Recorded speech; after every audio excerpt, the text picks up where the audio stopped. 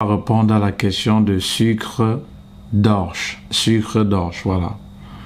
Je ne sais pas si ma question est dans le bon contexte, mais j'aimerais, s'il vous plaît, savoir comment un étudiant en Belgique doit orienter ses recherches pour se trouver un job. Voilà, donc comment trouver un job étudiant. Alors, est-ce qu'il faut privilégier les moteurs sur Google? Au fait, il faut chercher les annonces dans les restaurants, magasins, etc. Merci.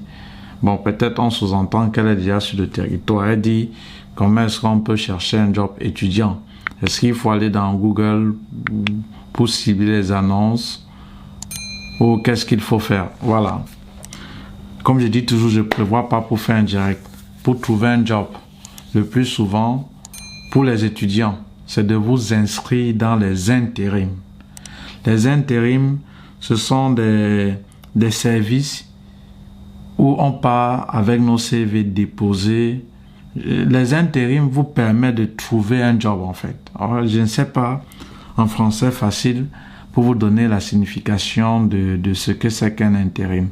En fait, l'intérim, c'est une structure où, si vous voulez peut-être trouver un boulot, vous allez là-bas avec votre CV. Parfois, ce n'est pas sur place. Souvent, ils ont des sites Internet. Vous pouvez postuler en ligne en fournissant les documents qu'ils demandent. Là, lorsqu'ils ont un job, on vous appelle ou on vous contacte par email. Mais généralement, ils vous appellent. Donc, vous pouvez aller dans les intérims, vous enregistrer. On demande souvent votre carte de séjour et certains CV. Et parfois, maintenant, il vous demande de vous enregistrer en ligne. Il ne suffit pas de vous enregistrer. Une fois que vous êtes enregistré ou que vous êtes parti à l'intérim physiquement, donner votre dossier, de temps en temps, il faudra appeler l'intérim pour demander s'il n'y a pas quelque chose pour vous. Je vais même vous dire de les harceler au téléphone de telle façon que quand on décroche, on sait que c'est vous qui appelez. Voilà, c'est vous qui appelez. Ça, c'est comme ça que vous pouvez trouver un job. Maintenant, il y a aussi le phénomène de bouche à oreille. Voilà. Vous pouviez avoir quelqu'un qui travaille quelque part, posez-lui la question à savoir comment tu as fait pour avoir le job là-bas. Mais le plus souvent,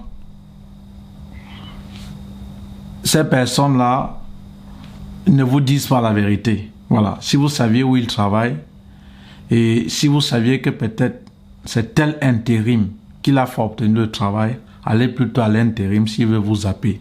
Voilà pourquoi je vous dis souvent, en Europe, tu peux dormir sur le même lit avec quelqu'un, ton frère. Il a peut-être un tour de travail, il ne te dit pas. Pourtant, en te disant, ça n'empêche pas qu'il peut-être on va le licencier. Peut-être le fait de te dire, ce n'est pas pour autant que peut-être on va le licencier. Non, il te dit, c'est compliqué, c'est difficile, comme s'il est suprême. Ou il est un dieu pour travailler là-bas, mais tu es tellement idiot que tu ne peux pas travailler. Donc, il y a aussi le bouche à oreille. Mais maintenant, si tu demandes à quelqu'un où il travaille et que peut-être il veut un peu te déjouer, cherche l'intérim qui embauche ceux qui travaillent là-bas. Ils vont te le dire. Maintenant, il y a ce qu'on appelle le travail au noir. Le travail au noir, c'est parfois des trucs qui ne sont pas déclarés. C'est simple, vous pouvez aller dans des restos, vous partez parfois dans les restos, demander, voilà, que vous voulez travailler.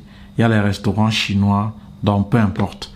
En deux mots simples, il y a les intérims qui sont appropriés, le bouche à oreille, et maintenant aussi, aller dans certains magasins pour demander si vous pouviez peut-être travailler. On peut vous employer au noir, tout comme on peut vous employer pour le déclarer.